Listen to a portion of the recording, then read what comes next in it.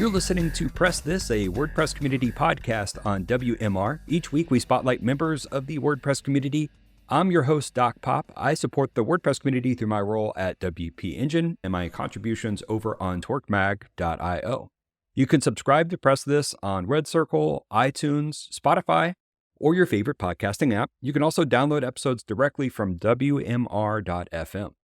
Now, there's a lot of discussion this year and right now about the web and artificial intelligence, AI, large language models, stable diffusion. Google and Bing have been experimenting with showing AI-generated answers at the top of search queries, and some developers are experimenting using AI tools like ChatGPT to generate code snippets. A lot of fascinating things are happening right now around AI, and as we're recording, it's really hard to tell where we are in this technological cycle. Like, are we just at the very beginning? Are things going to look totally different next year? How is the web going to be different? And how is WordPress going to be affected? So I'm super excited to have Aaron Edwards join us on the show today. Aaron is a Chief Technology Officer at WPMU Dev. He's also the founder of Infinite Uploads, a cloud storage plugin for WordPress, Imagine AI, an AI image generator for WordPress, and he's the creator of a new tool called ChatWP. The last two of those tools, I think, are going to be relevant to our conversation today. Before we get into AI, Aaron, why don't you tell us your WordPress origin story? Sure. My short origin story. I started out being really interested in WordPress when it was WordPress MU, or multi-user, now called multi-site, because I was trying to build a kind of network of websites, kind of like WordPress.com. And so that's when I kind of got into it and started learning WordPress development, and actually joined WPMU Dev at that point as a customer, and then eventually got hired by them as a developer. And now fast forward, 12 years or something, I'm CTO, and that company's grown quite a bit. But more recently, I've been just building my own little side projects as well. Some of those you mentioned. So that's kind of my WordPress story. You and I have talked on the Torque Social Hour about Imagine, and we're going to talk about that later in this episode. But the newest thing you just launched is ChatWP, kind of a fun twist on ChatGPT. Can you tell us a little bit about what is ChatWP? Well, ChatWP is basically, it's a chatbot for WordPress, and I trained it on all the WordPress documentation from WordPress.org, and just so it has that customized knowledge about it. And then I took that to create a custom chatbot so anybody can ask questions about WordPress, and it forms full answers. Unlike a search engine, it actually answers the full question and gives you code snippets and examples. I mean, you can even tell it to answer in the form of a poem, and it will do that, which is pretty fun.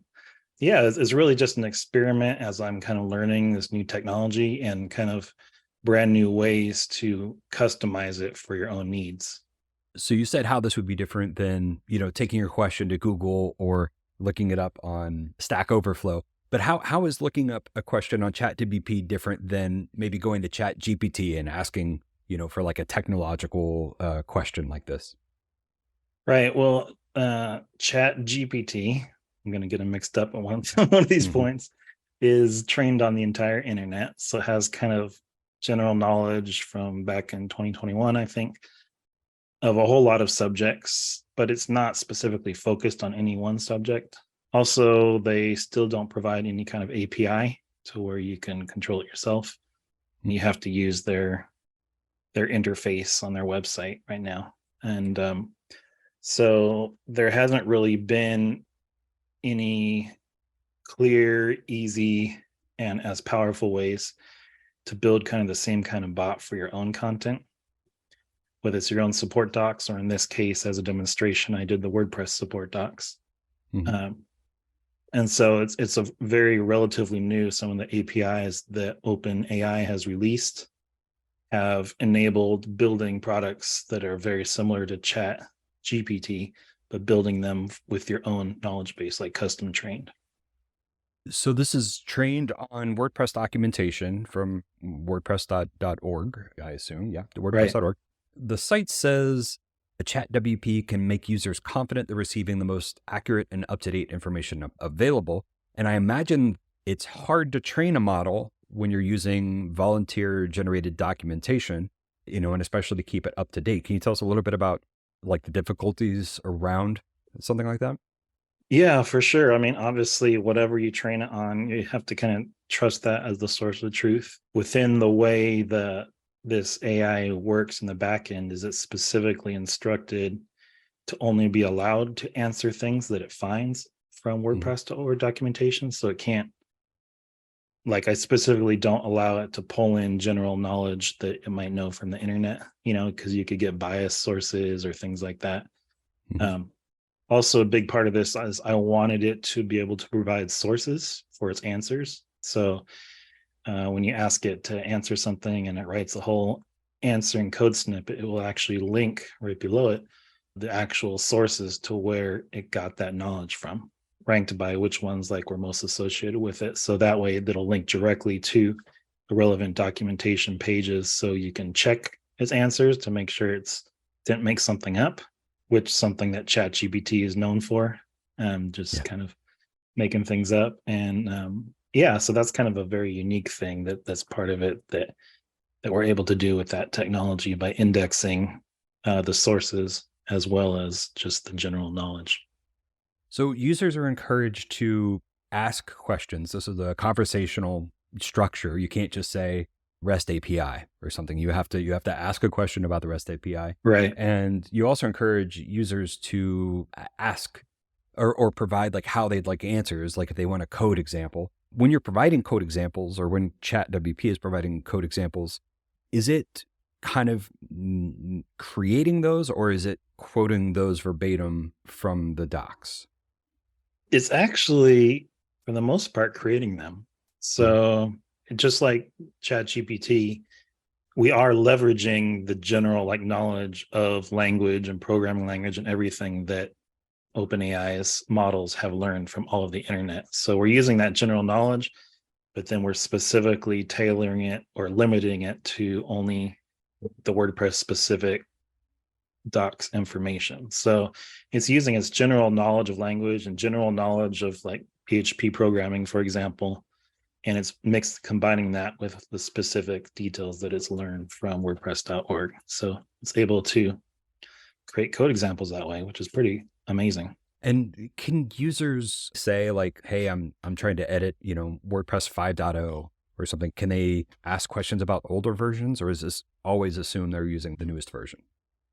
It would probably not be able to find or like limit it to that kind of context, Mhm. just because we're basically just scraped every page from WordPress.org, whether it's like the codex, the developer documentation about all the code that's auto generated, or the Learn WordPress site that has tutorials and courses and things like that. So it's just kind of pulling in that information and answering based on what it knows there. And then it's specifically instructed that if it doesn't find the answer in those sources, like specifically, then it will say, I don't know, look on WordPress.org. So it's kind of instructed to not make those things up or make those combinations if it didn't find them from WordPress.org. Yeah, that makes sense. And if documentation gets updated, does it have a way of scrubbing the old information, or is that like a manual process you have to do? Right now it's manual, as I mentioned, the FAQ. But basically I tried different ways to get that data, like REST API or different things like that. But I found the most efficient way was actually just to build a web crawler and scrape Mhm. WordPress.org, because then you get the full HTML, how it was meant to be presented.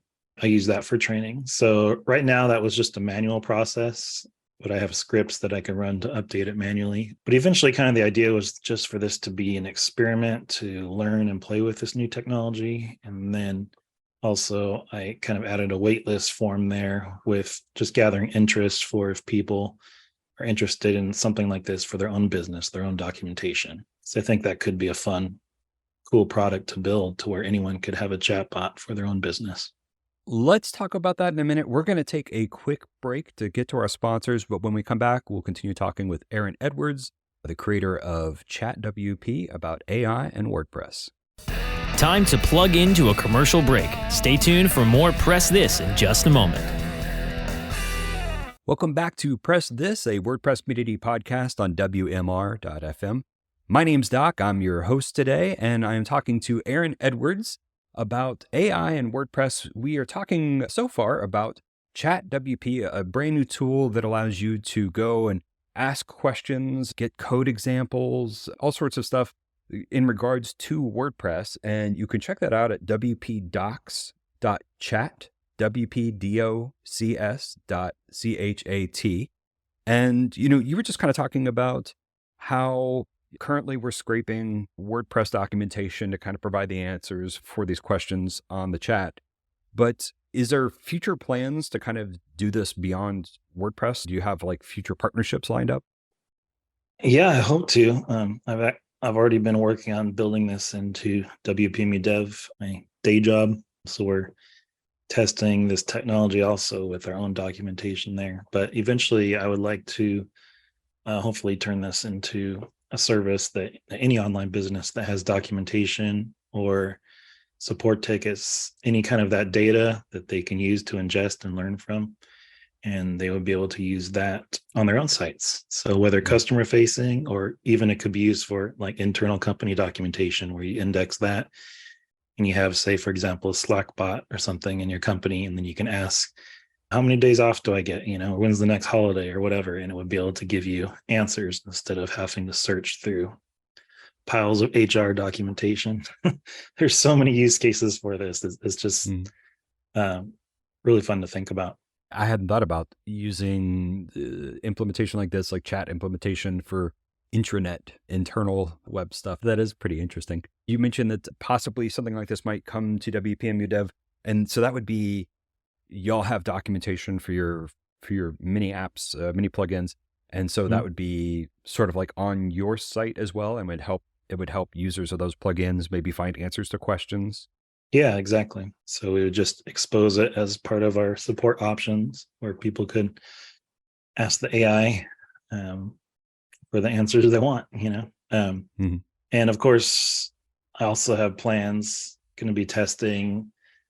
For example, we have like support forums, and you have support tickets, like you may have help desk software. Like, would it be possible to actually write a draft answer to support tickets automatically based on your company's internal knowledge, or even based on training it on all the support tickets that you've already answered in the past? So, I mean, almost any online business has a help desk or something like that, and they have a huge amount of data already that the AI could learn from if you could build a custom one, and then you can use that to help answer people's questions in the future, which is pretty amazing thought.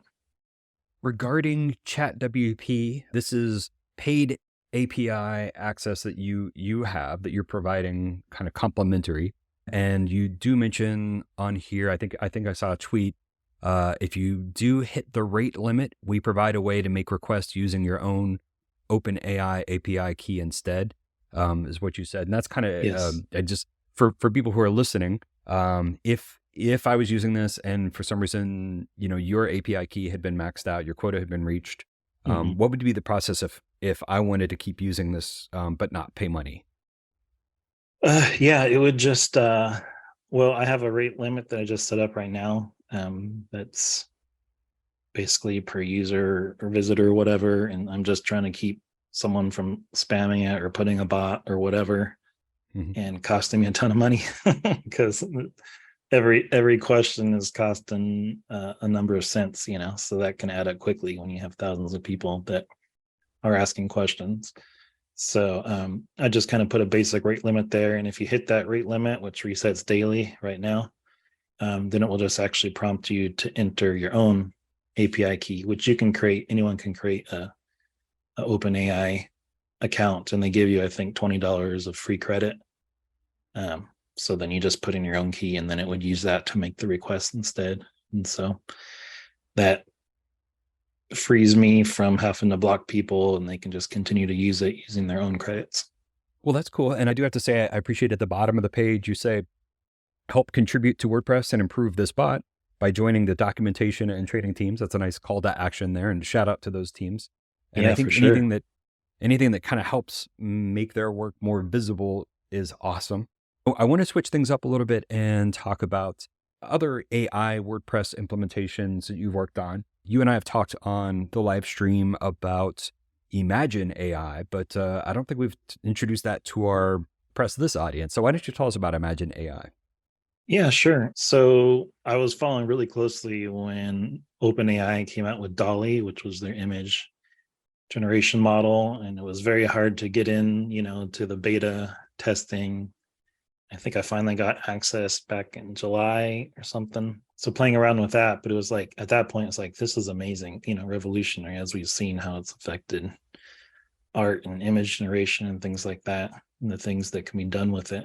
And so once the first kind of open source model that was capable of doing that came out, which is called Stable Diffusion. So basically, I was following that very closely. I'm just waiting for that to drop. And the second it did, I just started getting to work that weekend and trying to build a proof of concept for how you could generate images like that within WordPress, since it's a platform I know and what I'm best at developing for. And so that was back in August.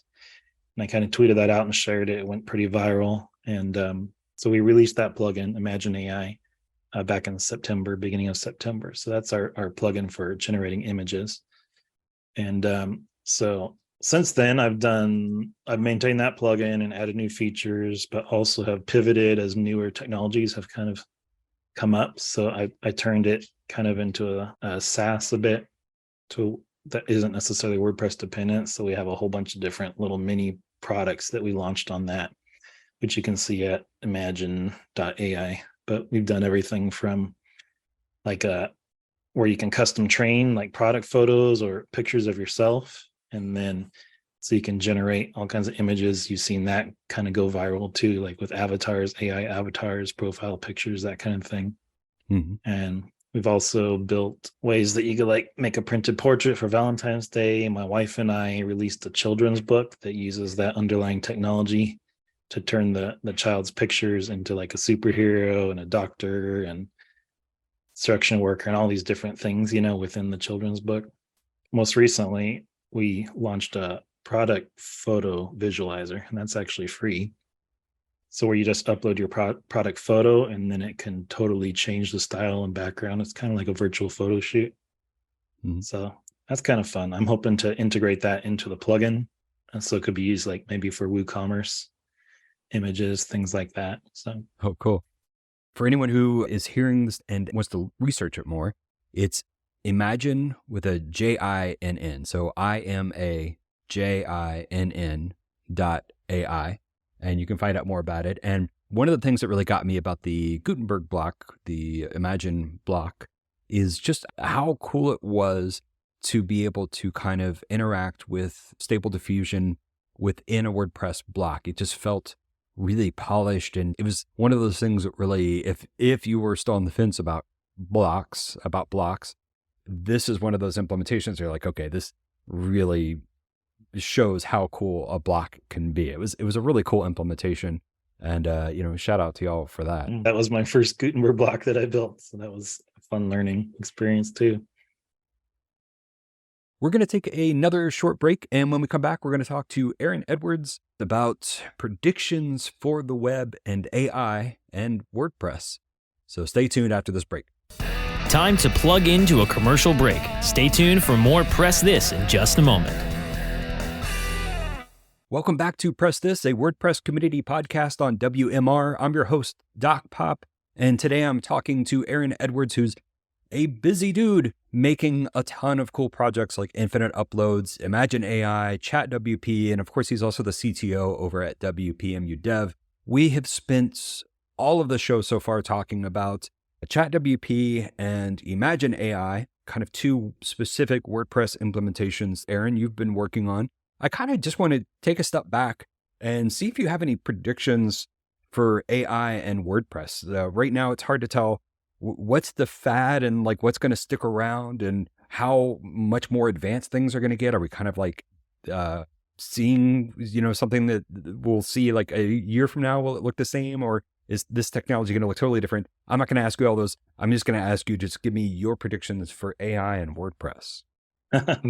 Sure. Yeah, it's a big concept. I think it's just been interesting. Like just, I mean, what has happened in the last year is ridiculous, whether it's the image generation or chat GPT, large language model text generation.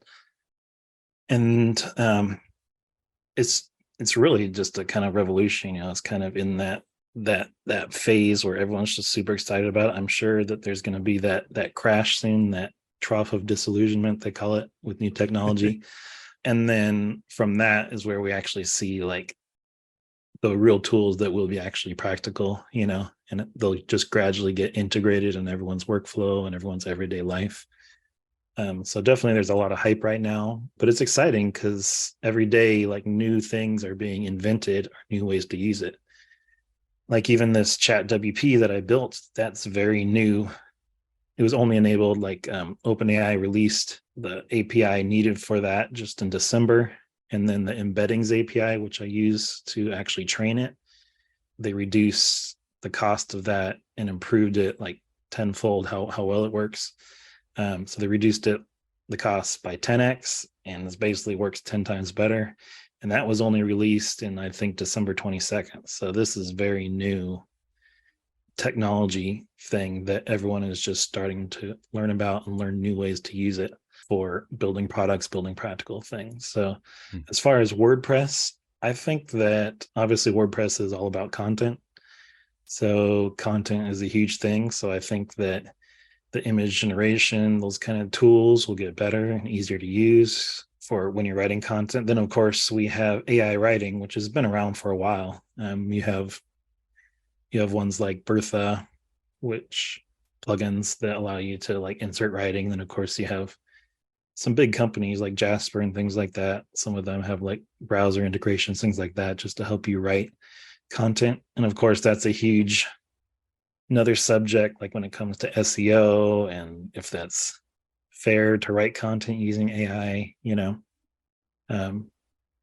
so I don't have any like specific things, but I think that content is probably the biggest thing that's going to impact WordPress for sure.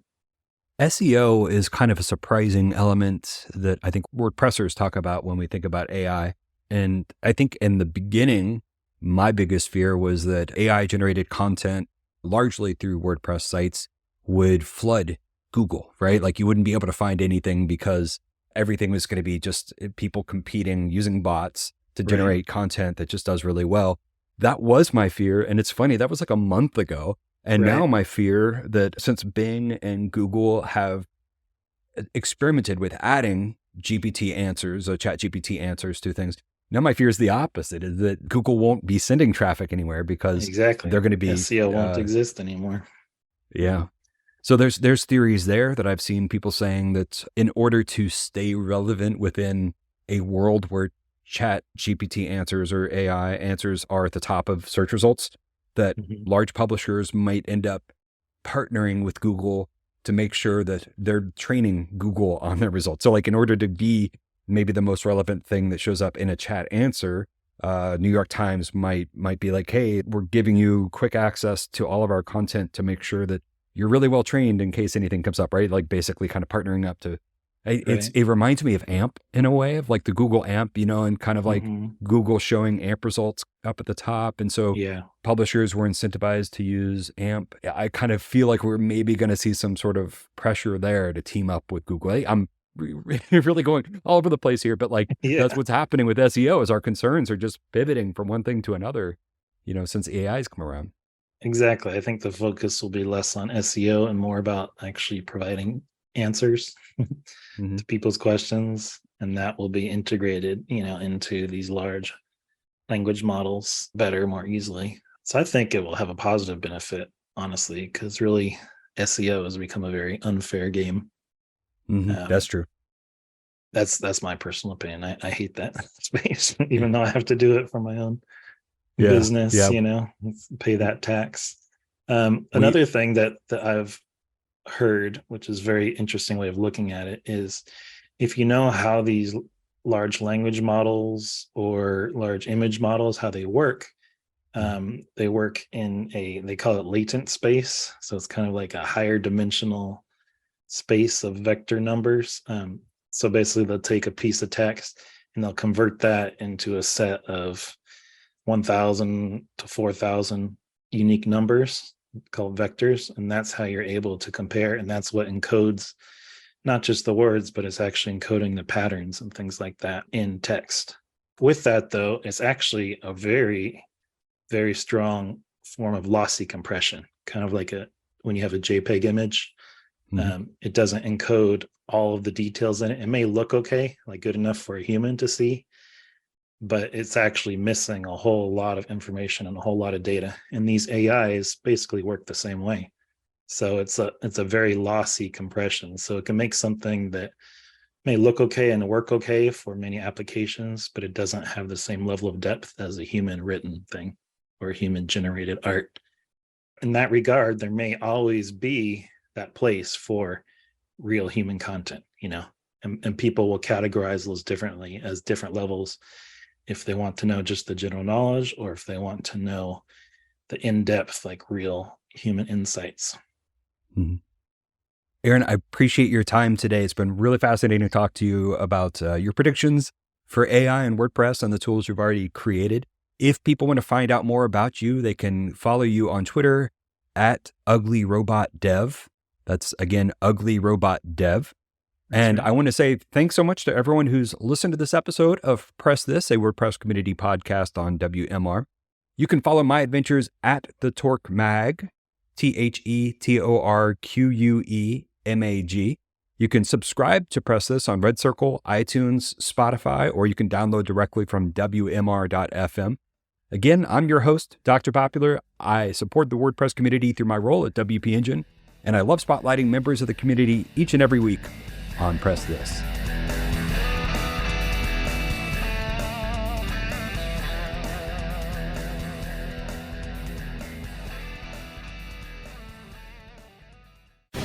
The opinions expressed on this program are those of the guests and hosts and do not necessarily reflect those of WebmasterRadio.fm's management or sponsors. Any rebroadcast or redistribution without authorized consent of WebmasterRadio.fm is prohibited.